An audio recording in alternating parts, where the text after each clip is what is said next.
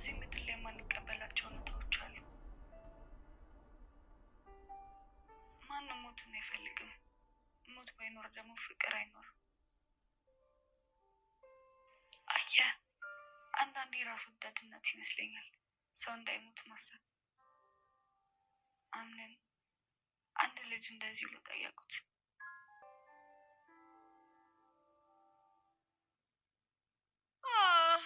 አሁን ያው ወደ ስራ መግባት ይኖርብናል።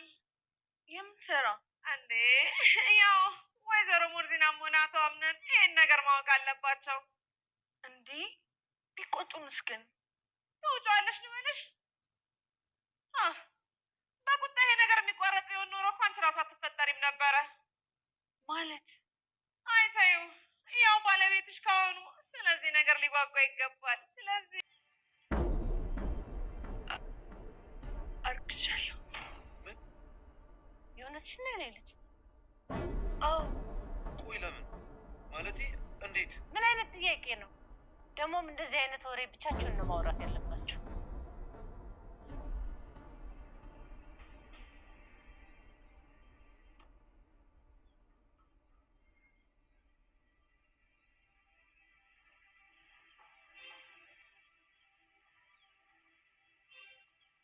ይገርምሻል፣ አንድ ስጦታ ነበረኝ ላንቺ። ምንድን ነው? አታስታውሽኝ? እኔ ግን በደንብ ነው ማስታወስሽ። ህልምሽ ምንድን ነው? ያንተን ገንዘብና ሀብት መቆጣጠር። ንገሪኝ።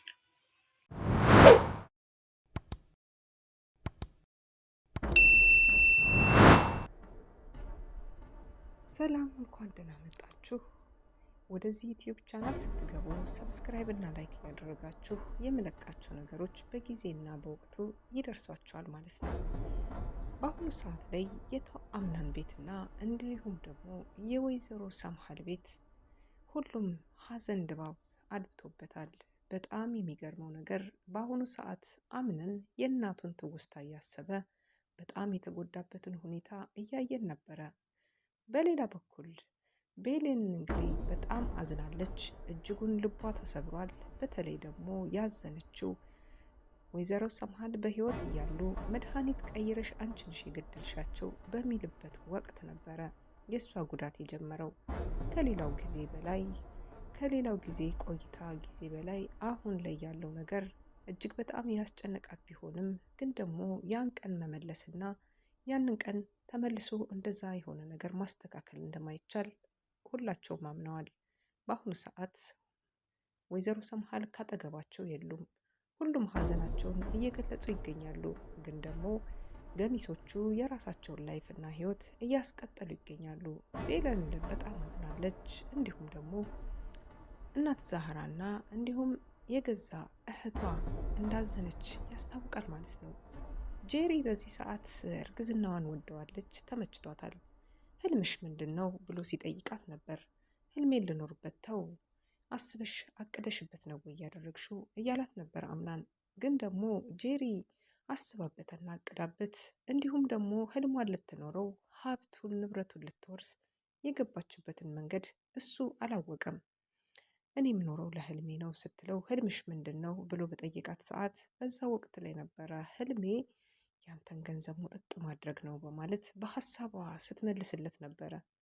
ንገርኛ ሲላት ያው ያንተ ሚስት መሆን እወልድልሃለሁ ሚስት ሆናለሁ በማለት መለሰችለት። ግን ደግሞ በውስጡ ይሄ ንግግር አልተመቸውም ነበርና ሊዋጥለት አልቻለምና ቤለን አገባሻለሁ በማለት እንግዲህ ቤለንን በእርግጠኝነት እንደሚያገባት በሷ ፊት ላይ ሆኖ ሲናገር እንግዲህ በጆሮዋ ሰማችሁ ማለት ነው። በጣም ተናዳለች ጄሪ። በጣም ነው የተቆጣችው። ጄሪ ሊፈልጌ እኮ ነው ቢላትም እሷ ግን ልትሰማው አልቻለችም። ቆይ እሰራላታለሁኝ በማለት እንግዲህ ክፍሏ ድረስ ሄዳ በንዴት ኃይለኛ ቃላቶችን ተጠቅማባታለች ማለት ነው። ቤለን እንግዲህ የራሷ ብዙ ችግሮች አሉባት። እንኳንና እነዚህ ችግሮች ተጨማምረውባት በአሁኑ ሰዓት ላይ በጣም በብዙ ሀዘን ውስጥ ሆና ያለችው ቤለን ትንሽ ንግግሮች ያስከፋታል። ለዛም ነበረ ጄሪ እንግዲህ ሄዳ የተናገረቻትን ነገር መቋቋም ያቃታት። ግን ደግሞ በአሁኑ ሰዓት ልጅ እንዳላቸውና ልጅ እንደመጣ ለሜርሲ ነገረቻት። ሜርሲም እንዴት ሆኖ ስትል ከማን ስትላት ነበር። ይሄ ማለት ደግሞ ከማን እንደሆነ ጠንቅቃ ታውቃለች ሜርሲ። ግን ደግሞ አሁን ላይ አቶ አምናን የልጅ አባት ሊሆን እንደሆነ በአክስቱ ፊት እና እንዲሁም ደግሞ በቤለን ፊት ተናግራለች ጄሪ ማለት ነው። በጣም ተደናገጠ። እንዴት ሆኖ ለምን በማለት ጥያቄ ነበር ያቀረበላት። ለዛም ነበር አክስትየዋ ምን ማለት ነው እንደዚህ ማለት? ይሄን ሲጀምር እንደዚህ አይነት ወሬ ለብቻችሁ ነበር ማውራት የሚገባችሁ፣ እንዴት እንደዚህ ትላለህ? በማለት እሳቸውም ቆጣ ሲሉት አንገቱን ደፋ አድርጎ ዝም አለ። እሷም ደግሞ አዎ ትክክል ነው ለማለት ያክል በአንገቷ ወዝወዝ ስትል ነበር ጄሪ። ግን ደግሞ ቤለን ይህንን ነገር ስትሰማ አብራ ተቀምጣ ስለነበረ ነገ ሩቅ ህልም አልማለች፣ መልካም ነገር እንደሚመጣ፣ ነገ ጥሩ ተስፋ እንደሚኖር እና እናትህ ሞታለች ብለህ አትበል፣ ራስ ወዳድነት ነው፣ በቃ ፈጣሪ የወደደውን አድርጓል ብለህ እመን እያለች ራሱን እየዳበሰች ስታጽናናው ነበር። እና ይሄ በደቂቃ ውስጥ መቀየሩ ደግሞ ግራም ያጋባ ስሜትን ፈጥሮባት ከዛ ቦታ ተነስታ ከተቀመጠችበት ተነስታ ወደ ክፍሏ ወደ ፎቅ ስትወጣ አይተናት ነበር። እሱም ተከትሏት በመውጣት እንግዲህ ሊያረጋጋት ቢሞክርም ምን ሆነሽ ነው ለምን እና ምን ከፋሽ እያለ ሲላት አልከፋኝም፣ እኔ ወደ ክፍሌ ሊሄድ ፈልጌ ነው ትለዋለች። እንግዲህ አቶ አምናንንም ካለበት ቦታ ጣል አድርገው አቶ አምናን በአሁኑ ሰዓት የእናቱ ሞት እጅግ በጣም ልቡን ሰብሮት እየተከዘ እየተጨነቀ ባለበት ሰዓት እንግዲህ ከትራሷን ሳብ አድርጎ እንደለመደው ተረትና ልንገርህ ትረጋጋለህ በማለት ፀጉሩን እየዳበሰች ቤለን ስታረጋጋው ነበር። ሌላው ነገር በጣም ከባዱ ነገር ደግሞ አሁን ላይ ያልጠበቀችው ሌላ ችግር ተፈጥሮባታል ማለት ነው።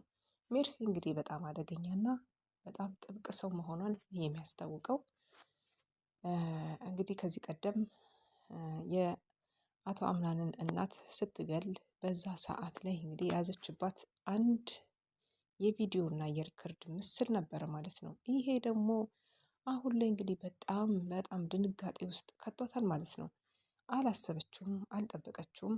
እንዲህ አይነት ነገር ይከሰታል ብላ ምንም አልጠበቀችም። በህልክና በስሜታዊነት ሆና ሄዳ እንግዲህ ህይወታቸውን እስከ መጨረሻው ላይ መለሱ አድርጋቸዋለች ማለት ነው። በዚህ ሰዓት ላይ ጄሪ እርጉዝ ብትሆንም ግን ደግሞ ከቤለን ጋር ፉክክሯን የምትተው አይነት አይደለችም። ምክንያቱም በህይወቷ ላይ የምትፈልገውን የቅንጦት ኑሮ ልትቀማት ስለምትችል ከዚህ በኋላ ትኩረቷ የምታደርገው ወደ ቤለን ነው ማለት ነው። ሜርሲ ነገሮቿን በስውር እየሰራች ትገኛለች።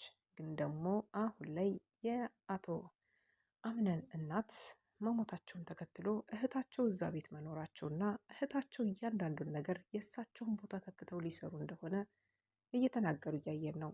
ይሄ ማለት ደግሞ እዚህ ቤት ውስጥ ሜርሲ ያላት ቆይታ ወይም ደግሞ ከዛ ከአገሯ ወደዚህ ምን አስባ እንደመጣች ምን እያካሄደች እንደሆነ ከእህቷ ሞት ጀርባ ማን እንዳለበት እያንዳንዱ ነገር እንዲያጣሩላት ስልክ ደውላ ነግራለች።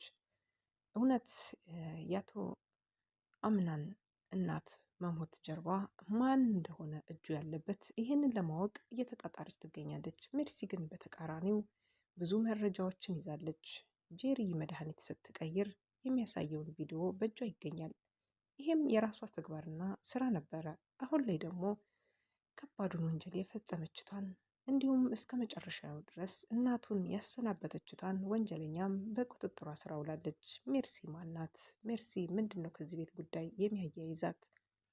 ወይዘሮ ሰምሃል ጋራ ምንድን ነው ግንኙነታቸው? ይሄን ያክል ያለፈ ቁርሻቸው ምንድን ነው የሚለው በቀጣይ ክፍሎች የምናያቸው ይሆናል። ምክንያቱም እነዚህ ሰዎች በጣም ከኋላ የሆነ ትልቅ የተደበቀ ታሪክ እንዲሁም ማንነታቸው የተሟላበት ነው።